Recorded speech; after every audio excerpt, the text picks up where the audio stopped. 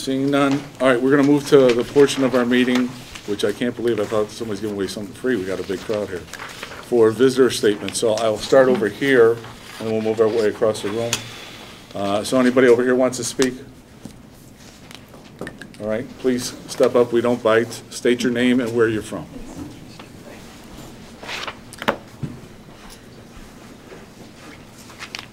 My name is Christina Daly, and I'm one of the members of the Executive Board of the RBGSA.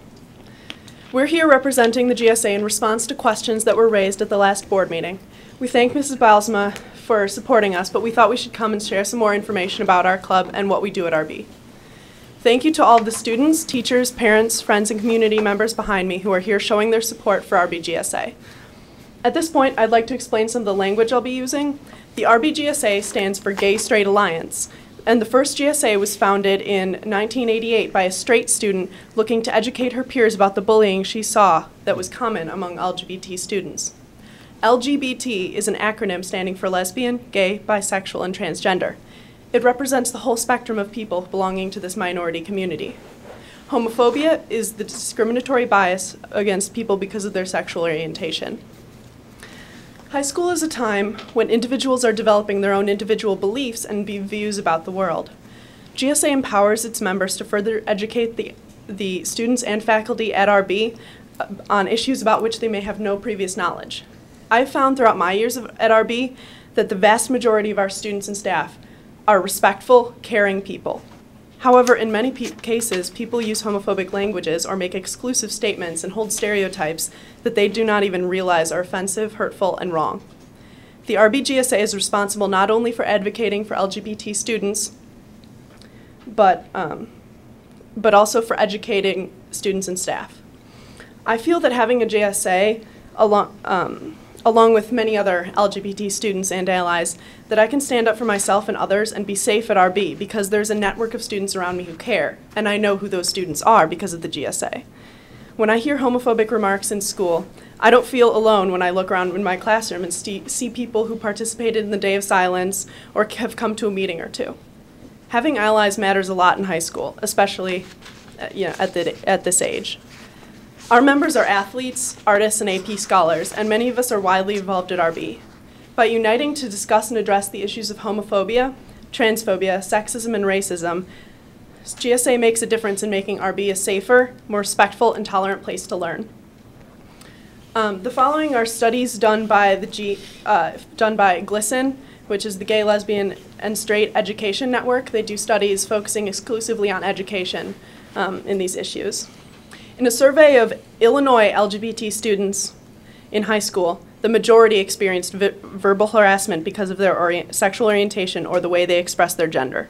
That's not surprising. Many also experienced physical harassment and physical assault.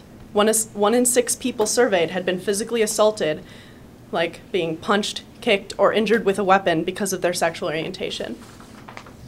64% of students who were harassed or assaulted in school never reported it to a school staff, and 63% never told a family member about the incident. Among students who did report incidents to school authorities, only 39% said that reporting resulted in effective intervention by staff. Biased language such as racist, sexist, and homophobic remarks can make school a hostile place for all members of a school community. Homophobic remarks, such as using the words faggot or dyke, used in a derogatory manner, are among the most frequently heard types of biased remarks in U.S. schools. This bias today is even more pervasive than bias based on religion, race, and class. Clearly, this is an important issue for a responsible school to be addressing. Now, this is a continuation of the same organization studies about what GSAs have in influencing these facts. Students in schools with GSAs are less likely to hear homophobic remarks in school on a daily basis than students in schools without GSAs. Even more important, GSAs are related to greater physical safety. LGBT students who attend schools with a GSA are less likely than those at schools without a GSA to report feeling unsafe in school because of their sexual orientation or the way in which they express their gender. LGBT students in schools with GSAs are less likely to miss school because they feel unsafe compared to students in schools without GSAs. A quarter of students in schools with GSAs missed school in the past month because they felt unsafe. compared to a third of students in schools without GSAs. The existence of GSAs is also strongly connected with LGBT students knowing that they have supportive faculty and knowing who those allies are.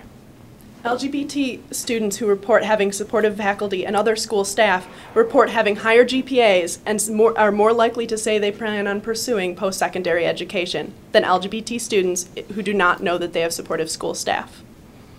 Here at RB's own GSA, we have educated our staff about LGBT issues by handing out safe space kits, which are packets distributed by GLSEN that focus on empowering teachers to address homophobia in the classroom and provide a supportive school environment to students who need one. We've also presented at a faculty meeting about the continuing challenge of homophobia at RB. We are invited each year to Elmhurst College to attend, to network and discuss issues with their administrators and other high school students. We also attend yearly the Safe Schools Summit held by the Safe Schools Alliance, where our members learn more about improving our school environment and being better leaders in our school in general. Our major event every year is the Day of Silence, which raises awareness about bullying that LGBT students and straight students are faced with due to simple ignorance. However, I feel that the most important thing that we do at RB is meet often to lend support, advocacy, mentoring, and a united stand for any student here at RB who is in need of a safe space to just be themselves. Thank you. Anybody else on this side like to speak? Okay. Please state your name and where you're from. Good evening, my name is Trevor Zaremba, and I am also on the executive board for GSA, and I am a senior here at Riverside Brookfield. And I'm here today in hopes to not only defend my Gay Straight Alliance's budget, but also to enlighten you and the community about what it's like to be a gay teen here at RB. I didn't have the courage to admit that I was gay until my freshman year. It really didn't matter because I was being harassed for being gay since I started second grade. I remember being called a faggot or a homo just about every single day for the past 10 years of my life. What is even worse is the fact that I actually switched to a private school during 4th grade because being called a fag every day was just too much for me to handle. I hated coming to school and I hated who I was. My mom switched me to private school in hopes to protect me from the bullying. However, it didn't help. I was called a fag again each and every day. So after 2 years, I switched back to public school during 6th grade in hopes that as students aged, they would also become more tolerant of me. Again, the bullying continued. I was called a fag, a queer, a homo, and I was excluded in just about every single social activity. I was outcasted for my perceived sexual orientation way before I even admitted that I was gay. Now you might be wondering why no one stopped the bullying. And the reason was because people said there was nothing they could do. The private school didn't even attempt to protect me because of its religious beliefs.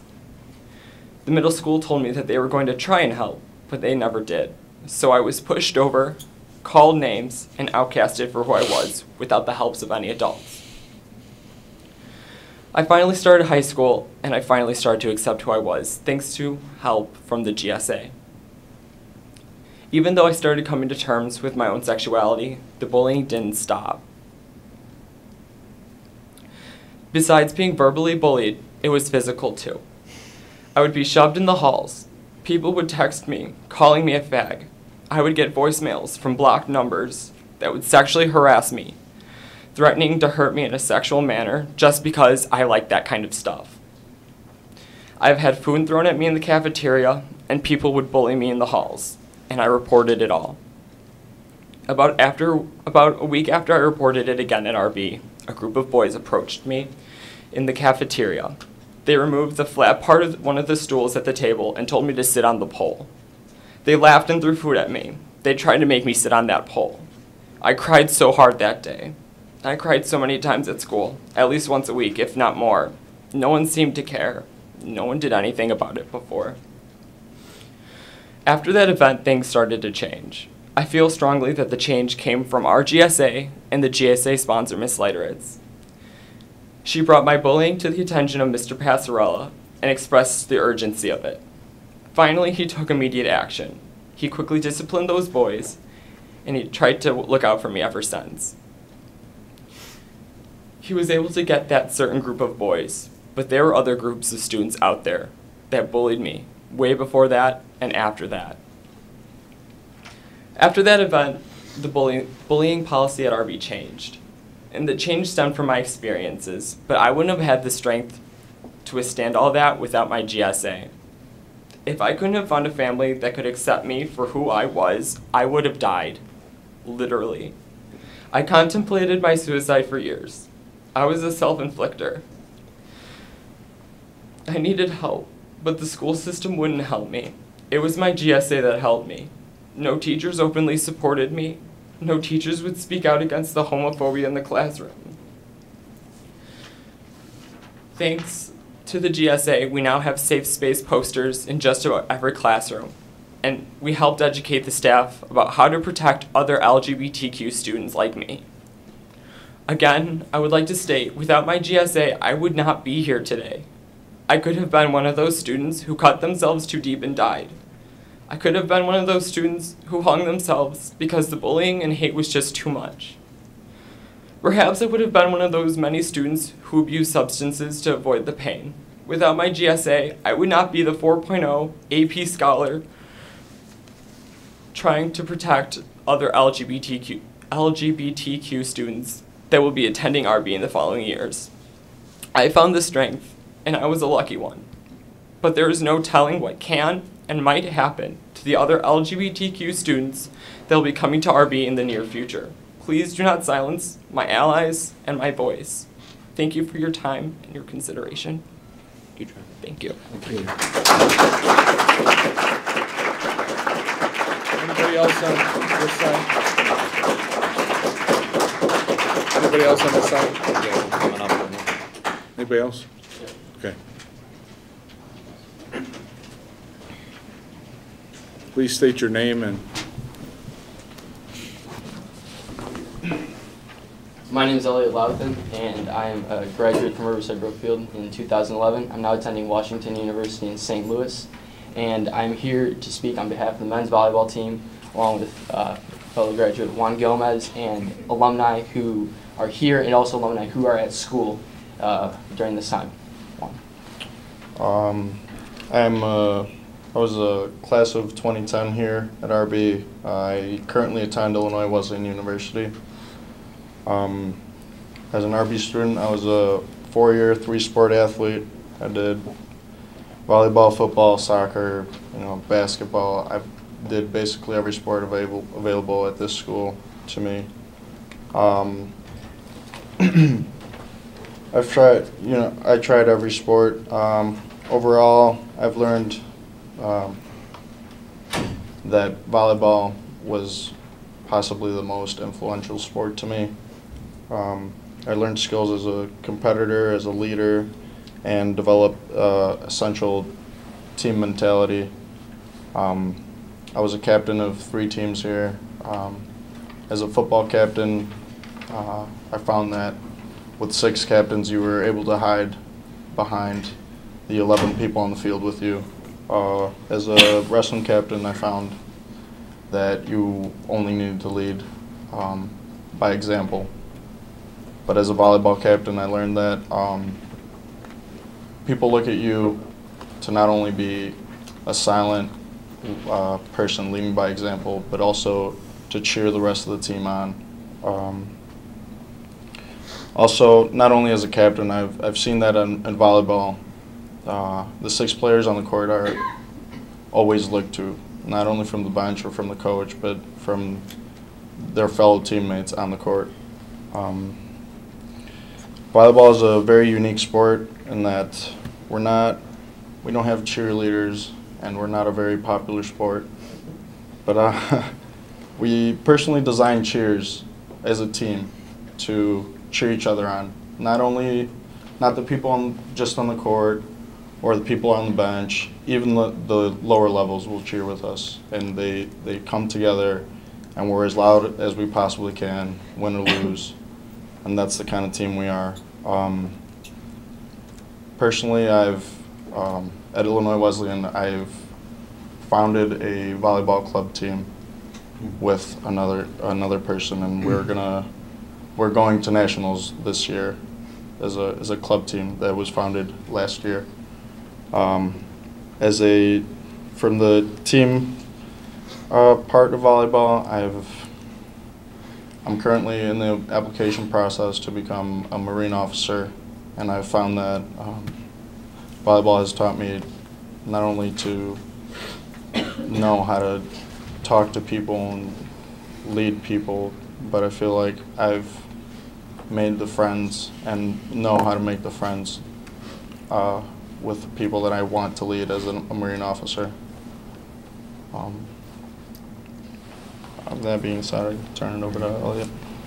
Yeah, I want to jump off what Juan said, that he started a club volleyball team at Illinois Wesleyan, and that it might sound like it's only a club team, but I'd like to speak to the fact that men's volleyball in college is not on the same level that other sports are. In fact, there are 1,016 women's varsity teams in college throughout the entire United States. There are only 82 varsity teams that are men's. As a result, all the rest are club teams. So, for example, at University of Illinois, Illinois Wesleyan, at Washington University in St. Louis, it's all clubs. So, for him to start a club volleyball team at Illinois Wesleyan, that's essentially taking and starting a team at almost the highest level it can be at the college level. And to go even further, based on from the alumni who are now in college, from the class from last year, out of 8 graduating seniors, 4 of them are playing club volleyball, which, as I said, is nearly at the highest level. So 50% of the graduating seniors are playing, and from his year, a third of them are playing in college. Those are numbers that I'm proud of, that the program is proud of, and I would bet are competitive, if not better, than many other sports here at RB. Secondly, I'd like to talk about the success of the men's volleyball team here at RB. It was started in 2003, and as a result, it's a very young team in comparison to some of the other sports here. But within that short time frame, it has achieved great success. Last year, the team was regional champions and placed second in losing to a close game in the sectional finals. That is the same. That is just as far as our basketball team went last year, which we hold very dear to us, and I hold very dear as a former graduate of RB. But it's worth noting that the volleyball team went just as far. And on top of that, men's volleyball in high school only has one division. We aren't broken up into separate divisions like basketball and football are. We play against schools like Morton, which have nearly 7,000 kids in them. We play against OPRF. We play against LT. And for us to do that well, be ranked by the Chicago Tribune and the Chicago Sun-Times, I think speaks to the quality of the program here at RB. Lastly, I'd like to talk about the opportunities that volleyball presents. Volleyball is a unique sport, and that everyone that plays it, all the men that play in it here at RB and across the Chicagoland area, come in with a fresh slate. For sports like baseball and basketball, it is in essence expected that you've been playing in junior high, that you've played club ball, and that you come in with experience and you're ready to contribute to the team. Volleyball is completely different. You come in and it's expected you know nothing. And as a result, that opens the door for atypical athletes here at RB, athletes who who didn't have the opportunity to play sports in junior high or have the money to play to that club level that would then allow them to be successful in other sports such as baseball and basketball.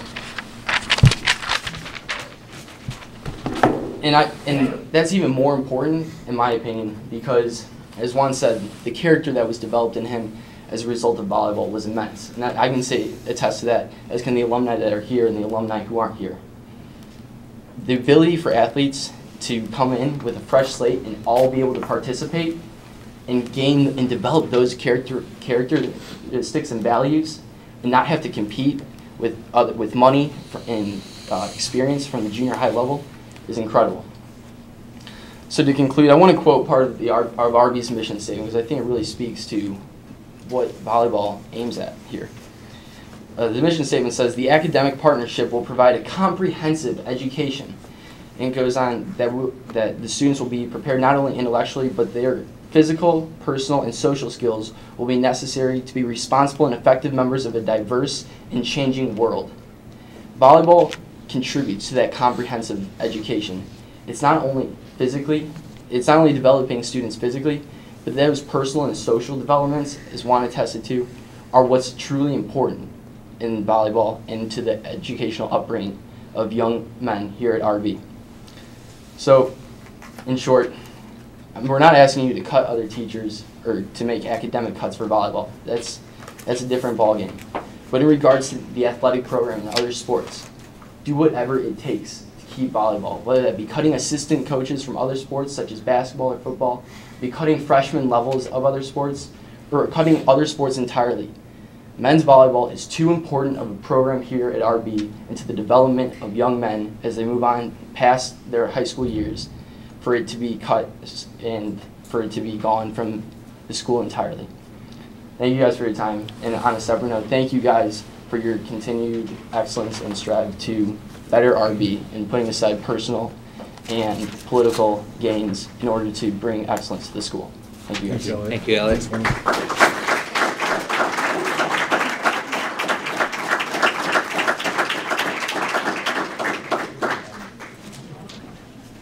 Please state your name and My name is Laura Whitman, and I'm here on behalf of boys volleyball. I actually started the program here, so of course I would not like to see it go by the wayside.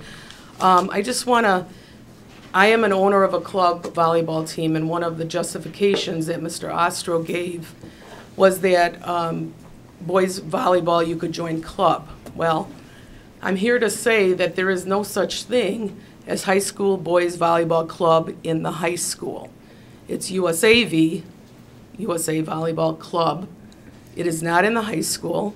So the boys who participate in the high school volleyball would be just left out in the dark. And many of the boys, club comes after. They join the club, which is in the fall season from September through February, and then some of the teams rejoin again after the season's over. But they play club volleyball to enhance their volleyball in their high school.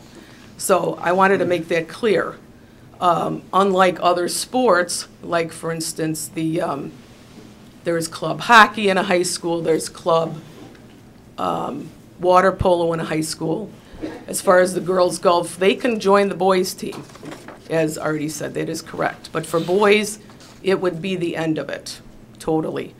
The trend in the last 7 years, right now there are 196 teams that participate in the state tournament for boys volleyball. In the last 7 years, it has increased by 41 teams. The trend is up. And I like to think that we at RB here we are trendsetters. I heard somebody laugh. I think there are other creative ways that we could solve this problem, perhaps like the private schools do, and I know Nazareth is one of them, Fenwick, all our competitors. They have a JV program and a varsity that would cut back. I'd also like to state that in our general area, Proviso West, Proviso East, Fenwick, Hinsdale's, both Hinsdale's, Lyons, Kennedy High School in the city, which is close to us. All of our close high schools have boys volleyball.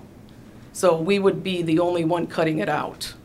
And then the other thing I want to say is that I think that when you're looking at sports programs, the cuts should be made across the board and not single out certain sports, because as parents, we value what our children do. And I don't know how you can say one sport is more important than another. They all are valuable to the parents, to the students. What I'd like to see is maybe if the coaches could take a cut across the board, a small cut. I don't know how many coaches there are, but if they could take a small cut. And the reason I'm saying that is because I had a daughter here who coached several years ago for the RB girls team. She left here. She left being a freshman B girls coach. She went over to Hinsdale South. She coached this last fall. And with her 8 years of experience, she had to drop down. She dropped down more than $1,500. But with her passion for the sport, that was okay. She now she just took the job at Resurrection High School for the head varsity girls coach. And she is making less than she made at Hinsdale South, and that's how they balance their budgets. When you have passionate coaches, which we do here at RB, if they're faced with having to eliminate a program or maybe take a small cut, I think that they would take the small cut. I would like to see all of the programs that were targeted for ending, I'd like to see them continue on, and perhaps the whole department bear the budget on that one. Thank you.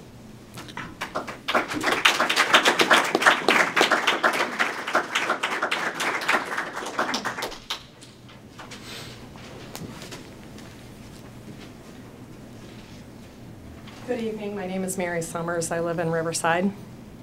I come before you tonight asking you to reconsider the proposed cuts to the athletic program. My family and I understand the need to balance the budget and would have preferred the opportunity to have our voices heard by way of another referendum vote. It is unfortunate that all of the budget balancing must come in the form of cuts to valuable programming. While I do not want to see cuts to academics and therefore teachers, I believe there should be a more balanced approach to the cuts. I don't think choosing a few sports to eliminate completely is a fair method. Rather, cuts to the athletic department should again be made evenly across the board.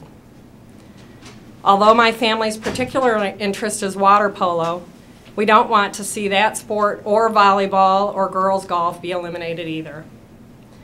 The students involved in these sports train hard and receive tremendous benefits from being involved in athletic competition during their high school years. To pick and choose just a few sports to eliminate simply isn't fair. Perhaps reducing the numbers of athletes in larger sports, possibly freshman B teams, can help to reduce the budget so that an entire sport isn't eliminated. I can say the same thing about water polo that Elliot and Juan said about boys volleyball. It builds character in the athletes. It's a valuable thing for them to be involved in school. Most of the schools in the area have a water polo team that we compete with. We cannot compete as a club team against the high school teams.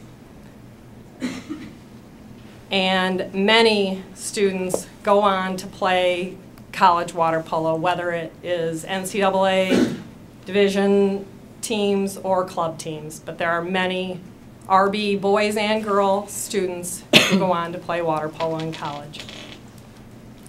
And as was stated last year at this time when we were trying to save water polo, the swimming pool was built and configured especially to allow for water polo. They made it deeper so that water polo could be played. Taxpayers are paying for that swimming pool and will continue to pay for that swimming pool, and to not have water polo be played is unfair to the taxpayers.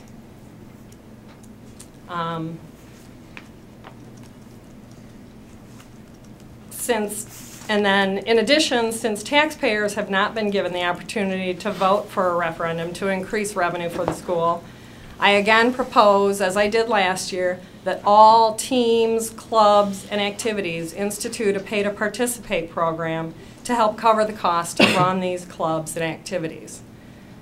In my opinion, that's only fair that if athletes are paying to participate, I believe that all clubs and activities should also pay to participate and help bring in some revenue for the school. Thank you. Thank you. Thank you. Anybody else on this side? Please step up.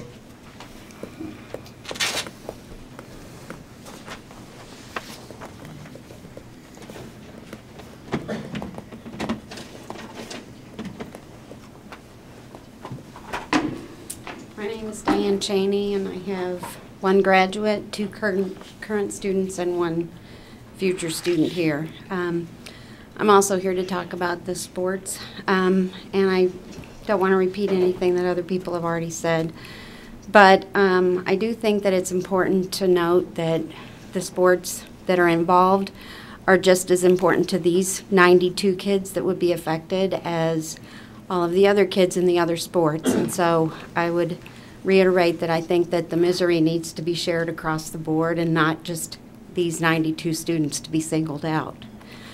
As far as looking at other creative ways to come up with money, in the article in the Landmark, it said that the administration wanted to try to cut $76,000 from the athletic budget, was the quote in the article. By doubling the pay-to-play fee to $150, that almost makes up the difference. And making it $200 does make it up. While I don't relish the idea of paying $200, I would far rather see that happen than to have these sports cut. I also think that we have to come up with creative ways to come up with the rest of the money for the other clubs. And I think that each student deserves to have the thing here that they're passionate about. It made me cry when I listened to them talk about the Gay Straight Alliance, and that doesn't affect me or my kids, but it's important and it needs to be there for them. Instead of fundraising by our teams to pay for extra uniforms or new uniforms, they don't need new uniforms every year. They don't need brand new equipment every year. So they can use some of that fundraising money to make up for some of the difference. And I think this would send the better message to the kids that if they work hard, that their hard work will be rewarded. Otherwise, cutting these 4 sports sends the message to these 92 kids that their sport is not as important as the other kids. And I don't think that that's the message we want to send to them. I think also potentially cutting levels of sports is an option that has to be explored. I don't like the idea, but in men's volleyball there could be a varsity and a junior varsity level rather than cutting it out altogether. I think we also could explore the use of parent volunteers for one level, maybe for the freshmen or the sophomores, and I don't know if that's a viable option, but I think it merits being looked at. And I think that spreading the cuts to all of the sports will be more effective in getting the message out there that, football's not immune, basketball's not immune. This affects all of our kids, not 92 of them. Thank you. Thank you.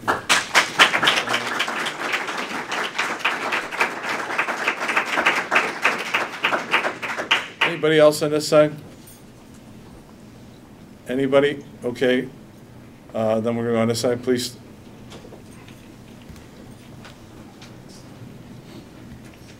My name is Nader Velas. I am currently the president of OLAS, which stands for Organization of Latin American Students. I'd just like to start off by saying that OLAS appreciates the attempt to keep this club afloat despite the referendum not passing last year. We are one of the 2 remaining ethnic clubs, and I think that has helped our RB community, especially in the education that is involved with these clubs. The other club is African American Cultural Club, and they also have worked with us to bring awareness of the 2 ethnicities within the RB community. I'd also like to point out that I moved into the Riverside area 2 years ago. Part of the reason why my family decided to move into this town, aside from the beautiful areas and the school being, brand new, we also like the fact that the school was ranked so high among other schools. We also looked at OPRF, which was within the area as well. But we chose RB partly because of the clubs, partly because of the school's ranking, partly because of the whole residential area. It was a very comfortable transfer for me being a junior into my oncoming year, especially because I have been bullied as well. I am a citizen born abroad. During my first couple of years here, I was forced to learn English from the start. It was a very difficult process. It took me about 6 months just to be allowed out of ESL. And now being the president of OLAS, I'm noticing that there are other students who are in the same program. These students find comfort, they find friendships and other student-teacher relationships that they don't get from the ESL classes. Aside from being educated in other countries, Latin American countries, along with the motherland, Spain, I have found that other students are drawn into this club, whether they are of Hispanic background or not. So for those reasons, I would just like to ask the consideration to keep this club afloat at least for one more year. I really believe that it is a club that can educate students about the Latin American cultures and just break these misconceptions for which other students may be bullied, whether or not there being an accent in their speaking, as ESL students probably will have, and just an overall broadening of their understanding of world problems that eventually will affect them in their adulthood. Thank you. Thank you. Anybody else on this side?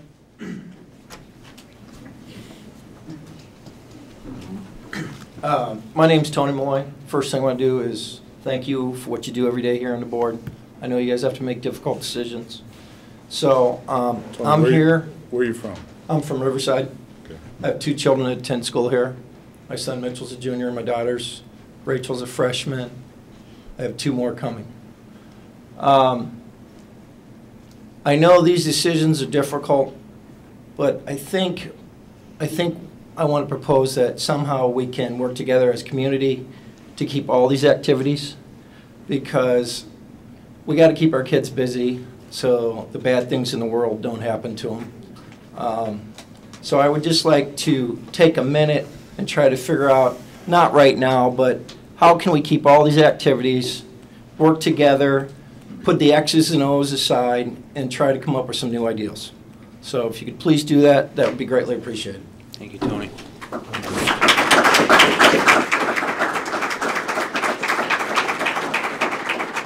Anybody else on this side? Please. Jacob Pelka, and I'm from Riverside, and I'm a senior here. I didn't plan on speaking, but after listening to everybody, I figured, well, I'm a loudmouth, so I gotta have my 2 cents. But I'd like to thank Ms. Bilesma and Dr. Skinkis. At the last meeting I was watching at home, and they proposed a pay to participate for the clubs and the play and the musical and all our extracurriculars. And I just, I think it's very important that we keep those things here at RB. I know personally, speaking for myself, I like school here. I like the teachers, I like the students, but for me, the fun part of the day is going to improv club, or planning our next show, or watching at lunch what OLAS is doing or what the hip hop dance crew is doing. And I think those are the most enjoyable parts of the day for me, and I think they are for everybody else. And I think they make the day here more interesting and definitely more bearable as life gets tough, college comes, and it keeps your mind off these other things. So I'd just like to again thank you guys for sticking up for us and keeping this alive. Thank you. Thanks, Jake.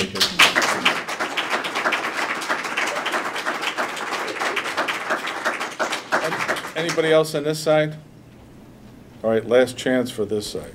Anybody? All right, thank you very much. We appreciate you coming out, appreciate you speaking. All right, let's move to our next part of the agenda. It's a consent agenda. Wait for the max exit. Max exit is the way. Yeah. All right, we'll hold off just a minute to make sure everybody.